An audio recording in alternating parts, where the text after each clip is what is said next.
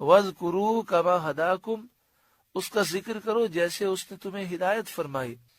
وَإِن كُنتُم مِّن قَبْلِهِ لَمِنَ الضَّالِّينَ، اور بے شک تم اس سے پہلے گمراہ تھے، اللہ نے تمہیں ہدایت دے دی. اللہ تعالی ہمیں حج مقبول و مبرور نصیب فرمائے اور ہمیں حج کی سعادت بار بار نصیب فرمائے. الترغیب و ترغیب کتاب الحج میں ہے، دوسری جلد صفحہ نمبر 106. حضرت ابو موسیٰ رضی اللہ تعالیٰ عنہ راوی ہیں، رفعہ الی النبی صلی اللہ علیہ وسلم الحاج یشفع فی 400 من اہل بیت. حضرت ابو موسیٰ اشعری رضی اللہ تعالیٰ عنہ فرماتے ہیں کہ نبی اکرم صلی اللہ علیہ وسلم نے فرمایا، حاجی اپنے خاندان کے 400 افراد کی شفاعت کرے گا جس کا حج مقبول ہو گیا.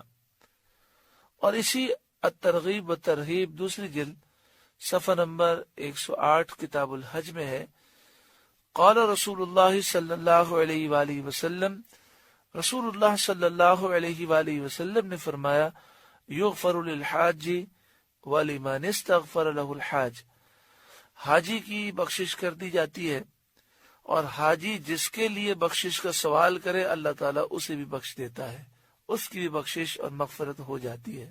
اس لیے جب ہم حج پر جائیں تو اپنے لیے مغفرت کا سوال کریں اور اپنے بھائیوں، دوست، احباب، رشتہ داروں کے لیے مغفرت کا سوال کریں. جب کوئی حج کے لیے جا رہا ہو تو ہمیں چاہیے کہ ہم اسے یہ کہیں کہ مجھے دعا میں یاد رکھنا اور میرے لیے مغفرت کی دعا کرنا. ثم افیدوا من حیث افاد الناس، پھر بات یہ ہے کہ اے قریشیوں تم بھی وہیں سے پلٹو جہاں سے لوگ پلٹتے ہیں. قریش کے لوگ مینا سے عرفات نہیں جاتے تھے بلکہ مینا اور عرفات کے درمیان جو مزدلفہ ہے وہیں پر ٹھہر جاتے، مینا سے نکلتے اور مزدلفہ پر رک جاتے. لوگ سارے عرفات جاتے اور جب عرفات سے لوگ واپس آ کر مزدلفہ پہنچتے اور مزدلفہ سے جب مینا کی طرف لوگ روانہ ہوتے تو لوگوں کے ساتھ یہ مزدلفہ سے مینا آ جاتے. جب ان سے پوچھا جاتا کہ عرفات کیوں نہیں جاتے تو کہتے کہ ہمارا قبیلہ بہت اعلیٰ ہے، ہمیں عرفات جانے کی ضرورت نہیں ہے، ہماری شان بہت بلند و بالا ہے، ہم صرف مزدلفہ جاتے ہیں اور مزدلفہ سے ہی واپس ہو جاتے ہیں. تو ان کا اس میں رد کیا گیا اور فرمایا گیا کہ تم عرفات جاؤ اور وہاں سے پلٹو. یہ بات یاد رکھیے گا کہ اگر پیدل کوئی سفر کرتا ہے اور ترتیب سے دیکھا جائے تو پہلے مینا ہے، پھر مزدلفہ ہے، پھر عرفات ہے. تو جب مینا سے عرفات جاتے ہیں تو بیچ میں مزدلفہ آتا ہے. حاجی مینا سے عرفات جاتا ہے تو مزدلفہ میں قیام نہیں کرتا، اور پھر جب عرفات سے واپس آتا ہے تو مزدلفہ میں قیام کر کے پھر مینا واپس آتا ہے. واستغفر اللہ، اور اللہ تعالیٰ سے معافی مانگو. ان اللہ غفور الرحیم، بے شک اللہ بخشنے والا مہربان ہے.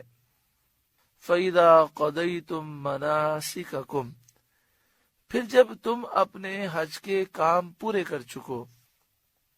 دیکھیں آسان سا جو حج کا طریقہ ہے اس میں چند باتیں ہیں جو آسانی سے یاد ہو سکتی ہیں کہ پہلے حاجی کو مینا جانا ہوتا ہے.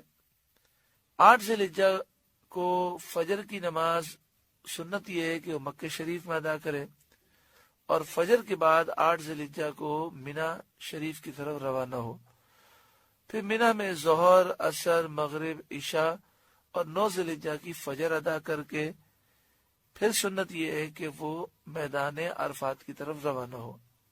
میدان عرفات میں ظہر اور عصر پڑھی جائے اور دعائیں کی جائیں.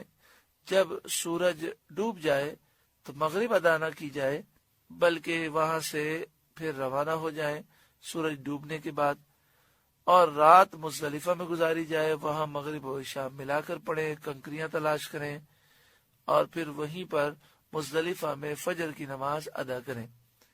فجر کی نماز کے بعد پھر حاجی کو چاہیے کہ وہ مزدلفہ سے مینا آئے اور بڑے شیطان کو 7 کنکریاں مارے، قربانی کرے، حلق کرائے، احرام کی چادریں اتار دے، پھر طواف زیارت کرے، پھر مینا میں ایام گزارے، 11 کو زوال کے بعد کنکری مارے اور تینوں شیطانوں کو 7 کنکریاں، پھر 12 کو بھی زوال کے بعد کنکریاں مارے، تینوں شیطانوں کو 7، اور پھر جانا چاہے تو وہ یہاں سے مکہ شریف چلا جائے، اور اگر ایک دن اور رکنا چاہے، اور یہ سنت مبارکہ ہے کہ 13 تاریخ کو کنکری مارنا، یہ نبی اکرم صلی اللہ علیہ وآلہ وسلم کی بڑی پیاری سنت ہے، تو کوشش کریں جب بھی حج نصیب ہو 13 تاریخ کو کنکریاں ضرور ماریں، کیونکہ لوگ بہت سارے چلے جاتے ہیں، اس میں گھبرانے والی کوئی بات نہیں۔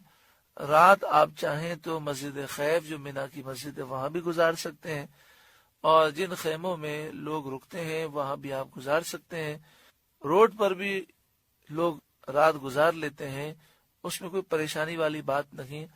سنت کو ادا کرنا انشاءاللہ خوب برکتیں ملیں گی۔